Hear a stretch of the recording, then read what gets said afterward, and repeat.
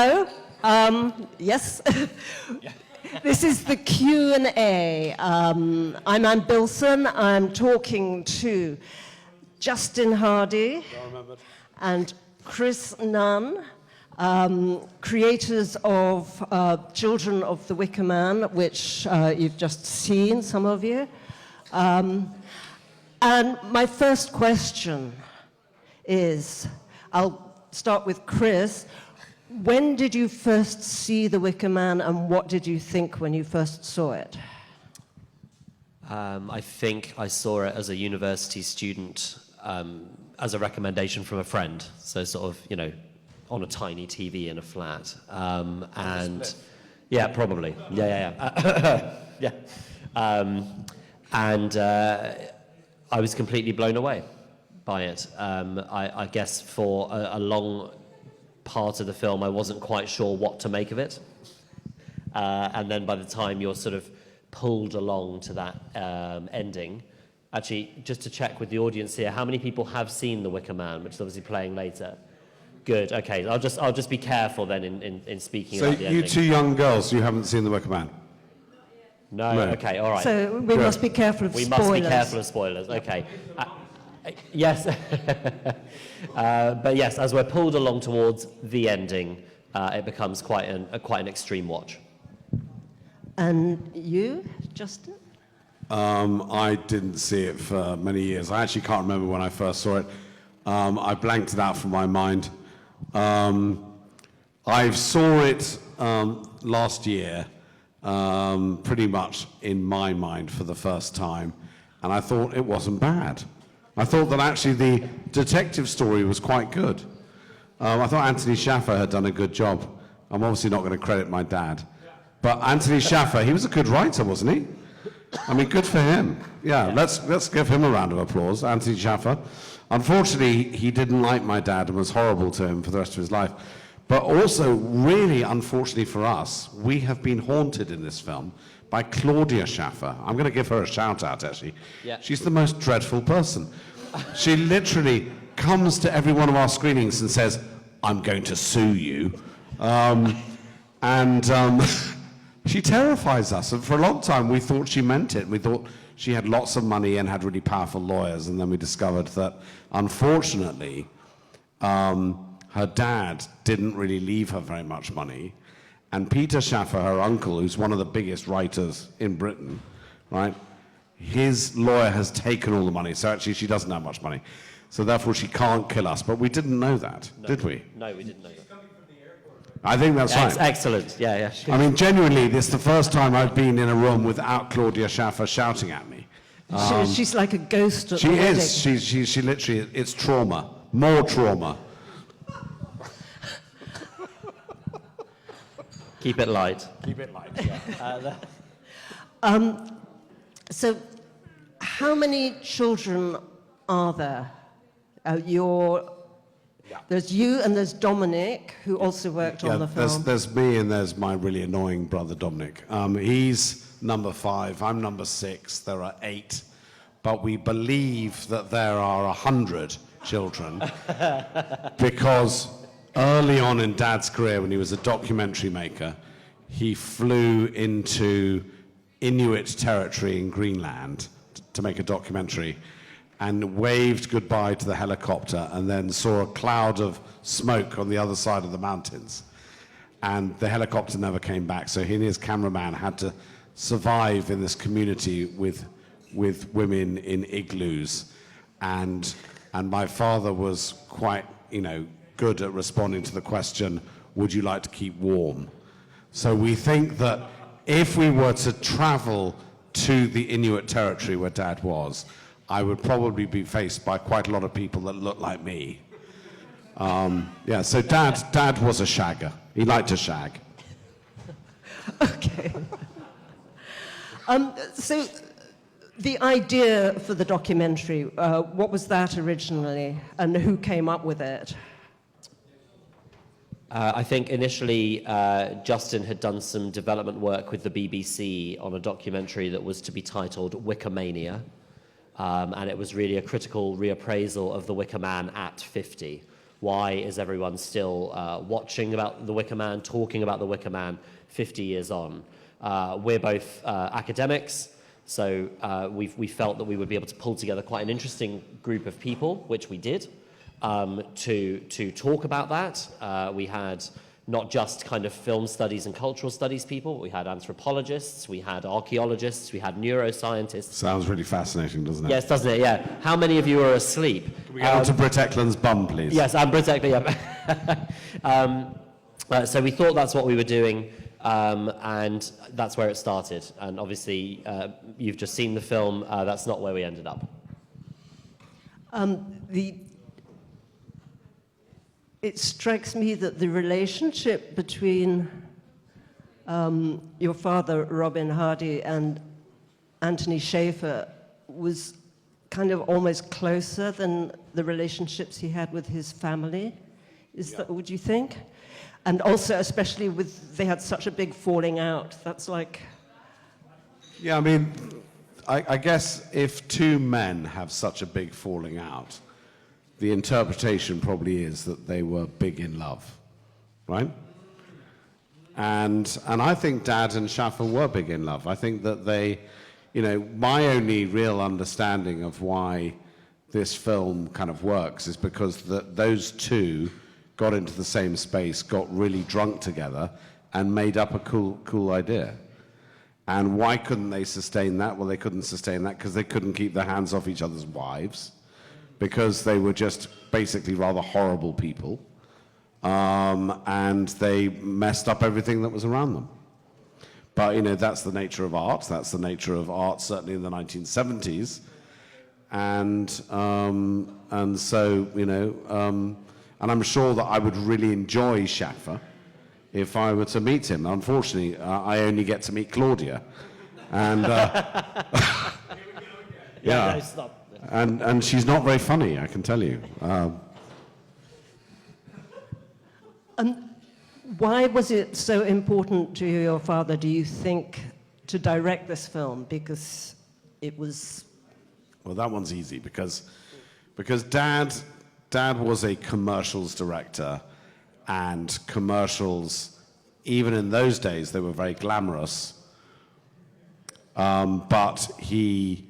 You know, you only made it if you went into movies. And so he did have Tony and Ridley Scott as his runners. He did have Alan Parker as one of his runners. And they were the next generation.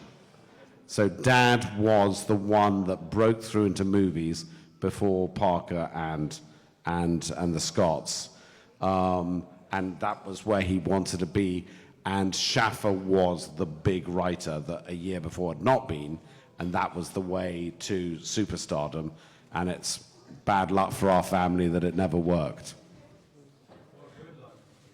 Oh, good luck for the rest of us. What was Ridley like? Ridley, I think Ridley was probably, as he is today, a great visualist, but an awful man, an awful director of actors, an awful storyteller. May I point to his most recent films to go just how awful he is. Good world builder there. A good world builder. Yeah, good world builder. But if he's given a good script, he's okay. Do you think your father identified with any of the characters in The Wicker Man? And if so, would it have been Sergeant Howie or Lord Summerisle? Well, it definitely wasn't Sergeant Howie. So number one son is called Jeremy. Jeremy lives in New Zealand, and he is a Protestant evangelist copper. And he was 21 when this film was made, and he was living at our house in London. And he had said to Dad, I don't think it's very nice the way you treat Caroline, your wife. And Dad said, you can leave today. So Sergeant Howie, I believe, is my brother. And I think that, you know, Dad just could never take a personal principle. Wow. Yeah.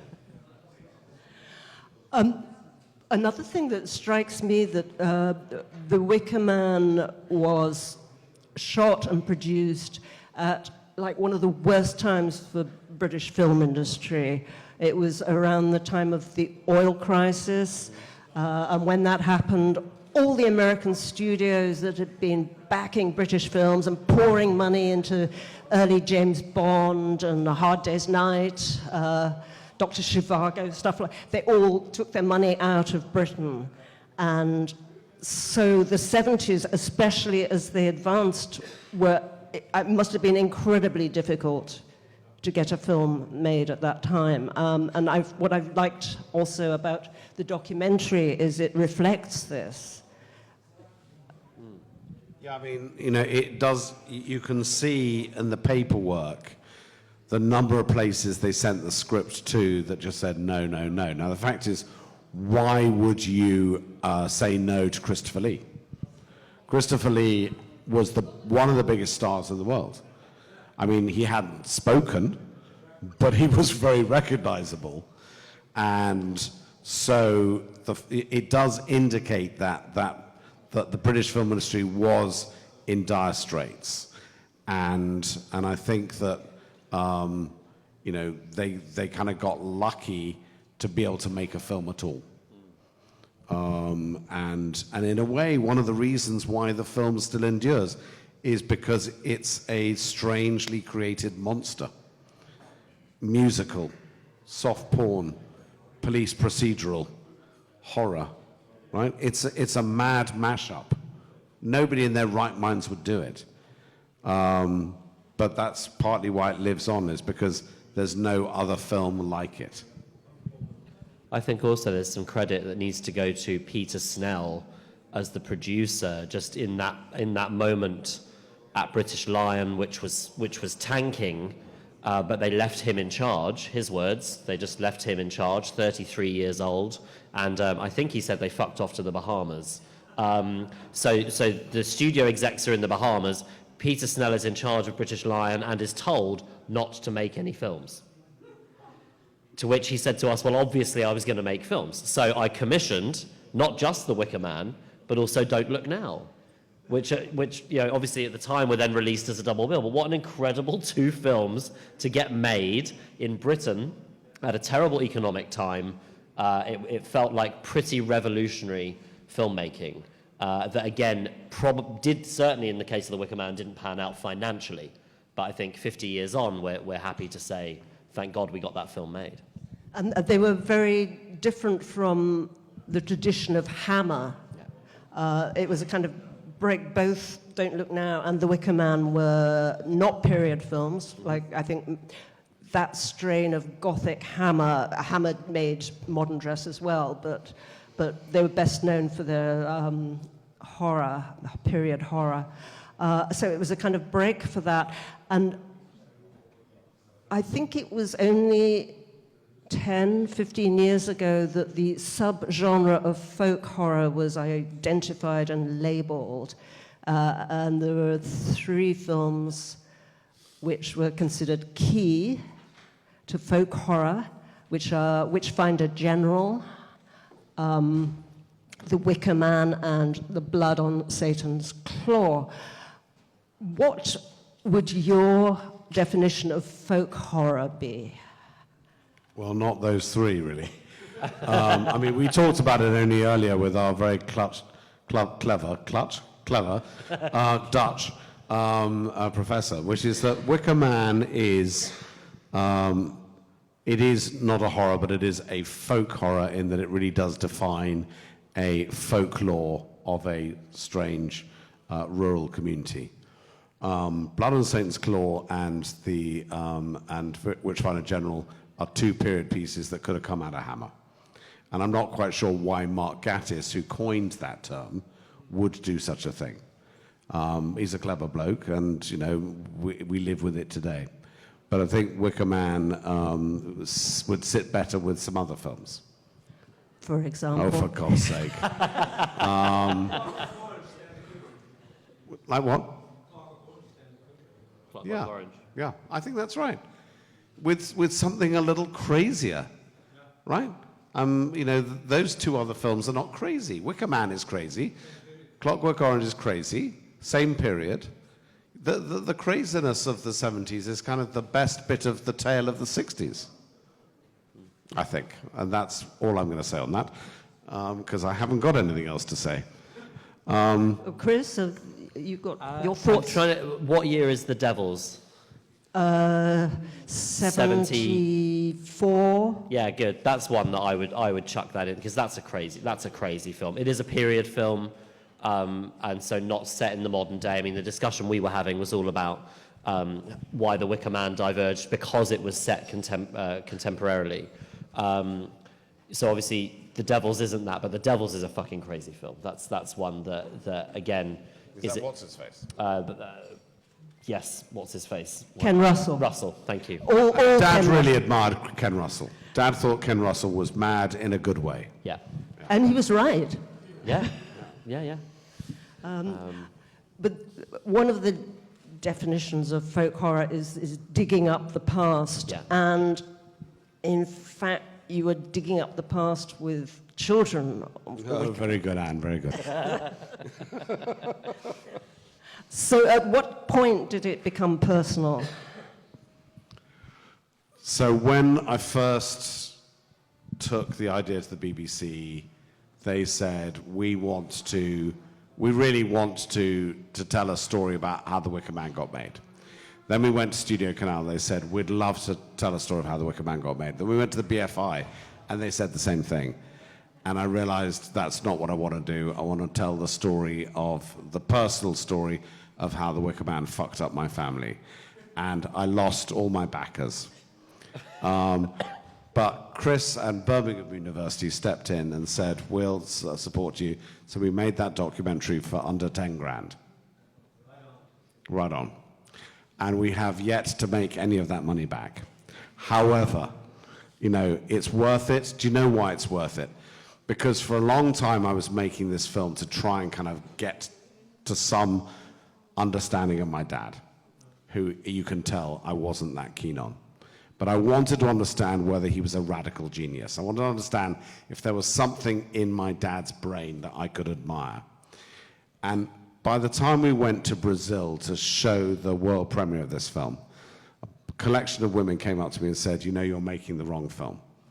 Because you shouldn't really be making a film about your dad. You should be making a film about your mother. And I realized, to my kind of absolute horror, that I had done what people for generations had done, which is I was a typical bloke who had overlooked the contribution made by the women.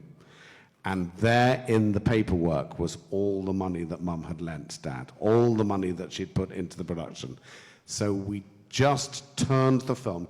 People still want to know about Dad, but as the film you've seen is the one that then leans towards Mum, and we're getting posts even today saying, good on you, Caroline Hardy. Well, do you know what? No one ever knew my mother's name, ever. My mother died age 51. She went yellow, she drank herself to death, and nobody ever gave a fuck about her. Does she have a credit? Caroline Hardy. Does she have a credit on the film? So thank you. Bring it on, because Caroline fucking Hardy really, really gets her moments in the sun. And I'm so glad to have made this film, if only for her. And she doesn't get a credit on the film, and Studio Canal have still not broken their silence.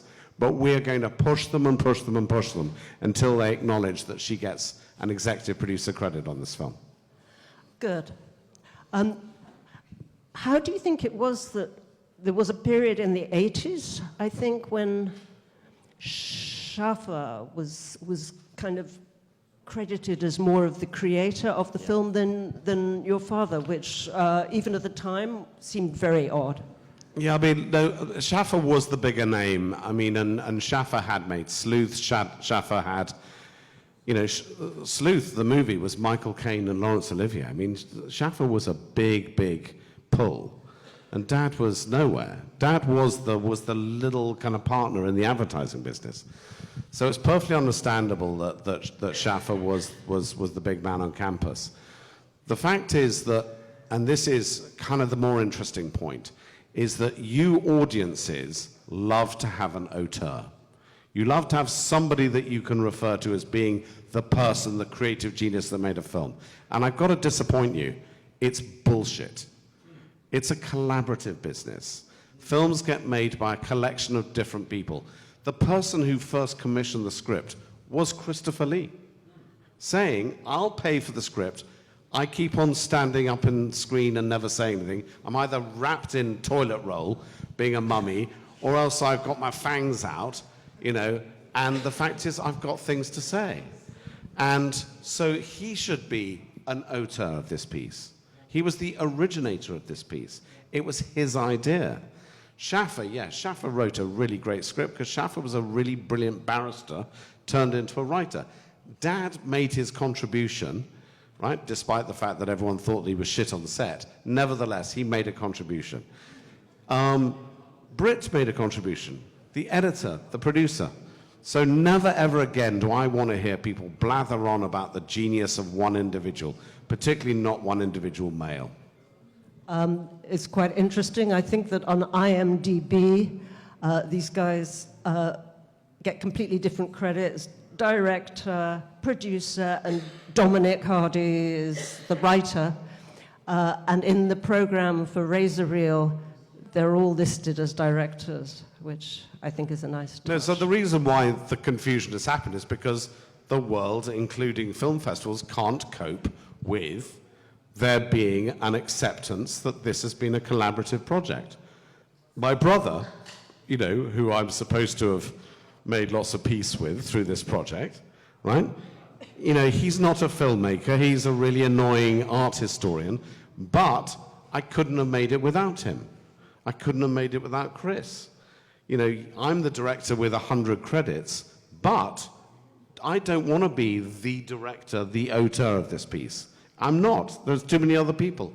So it's just, frankly, and if film festivals, who particularly like auteurs, can't get used to that, well then, that's bad luck for them. Did all your siblings come to see it? And the siblings range from a mixture of really quite cross with me to just about sort of thinly neutral. Yeah, no, exactly.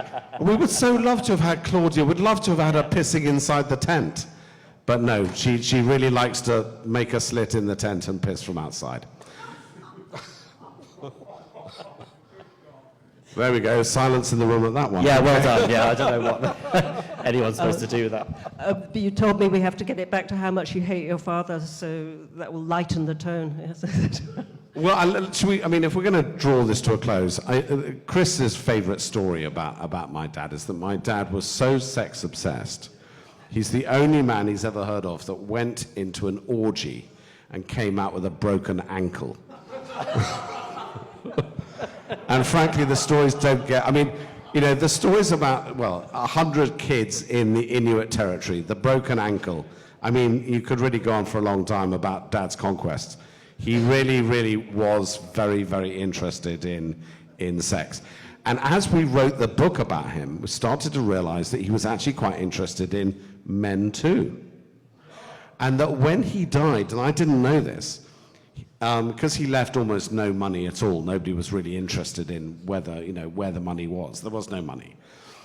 But we discovered that he had 2 bank accounts, and one was Robin Hardy bank account, and the other was Rose Hardy. I know, I don't want to know. I'm not interested in that. My father was a perfectly straight man. He was a bastard, but at least he was straight. Well, Lord Summerisle dressed as a woman. Yeah, so. there you go. You see, I think the gender benderness actually has been part of the endurance of the Wicker Man. Except that I think Christopher Lee and that's like one of the scariest drag artists since Norma Bates, you know. Yeah. Kind of running out. I think we've taken up enough of your time. Has anybody got Bless any you, you've been questions? very, very lovely audience. Thank you so much for your attention. Anne, you've been wonderful too. Oh, you want to ask some questions? Any questions from the... I'd rather you didn't. Oh, God, here he is. Yeah.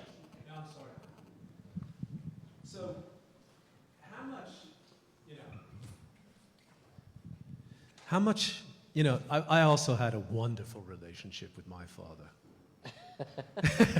I feel a bond coming on. Right. How much of your father is in you, and how much of you is in your father? That's a heavy one, I'm sorry. Yeah, no, I think relatively little of me is in him, because I don't think it goes the other way round. There is a fair amount of him in me. I am a bit of a bastard myself. You don't get to make a lot of films unless you are, I'm afraid. My brother Dominic would agree, because he has less of Dad in him. He is a softer, gentler version. He's more his mother. And, you know, and so I think him seeing me up close has probably not been ideal. I think I probably clashed with Dad because we both clashed in terms of egos. But I think I've tried to learn lessons from him. Not from him, but from the mistakes that he's made. I've stuck with one woman.